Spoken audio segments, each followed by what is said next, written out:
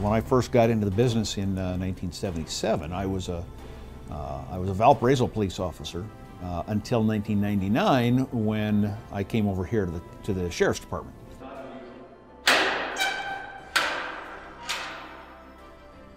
I really did have a kinship with folks from Valpo. It was a lot like Crown Point, where I grew up. A lot of similarities. Great place to raise a family. And to Valpo's advantage, they have a very well-defined central business district. And I think that helps identify a community. I'm the sheriff for everyone in Porter County. Now, I may not be the primary responder or the primary responding agency to those needs. Personally, when I give out a business card, it's got my direct line on there. It doesn't go to anybody else. It comes right to my phone at my desk. And I think that's important. I think that accessibility to someone in this chair, and I'm just holding it down for the next guy, but I think people want to and expect to have that accessibility. This is really the nerve center. When people call a police department, likely as not, this is where it's going to go. These folks are not only dispatching for us, the Sheriff's Department, but for Portage, for Valparaiso, for Hebron, for roughly 9 or 10 different police departments, about 17 different fire departments, and I think 3 EMS companies. So I've had parents and grandparents call and say, my grandson or granddaughter is really going down this path. What can we do? I'll bring him in.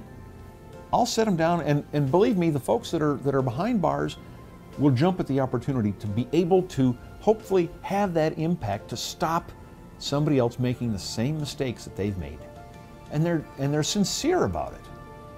Well, this is one of our visitation areas that a lot of professionals prefer using, primarily attorneys. So an attorney can sit across the table from a client.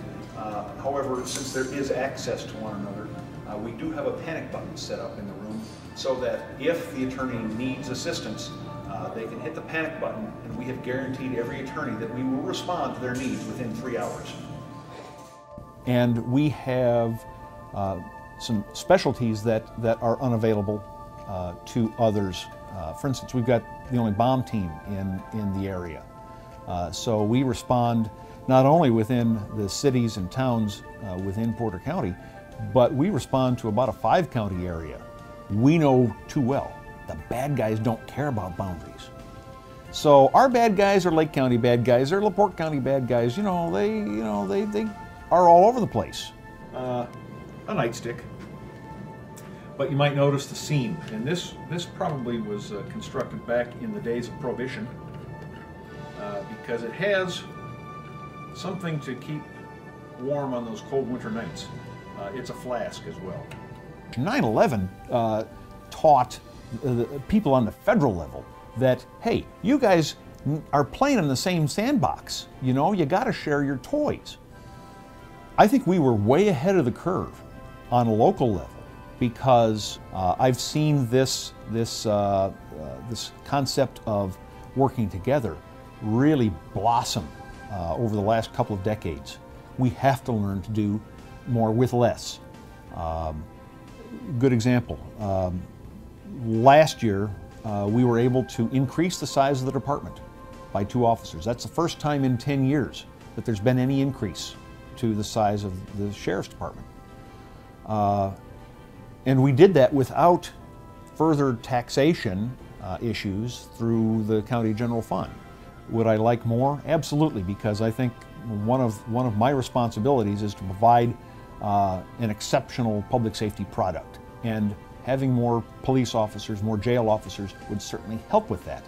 But we're going, I think, in the right direction without it costing more. I've got 150 people that work in this building that do nothing all day and all night but make me look good.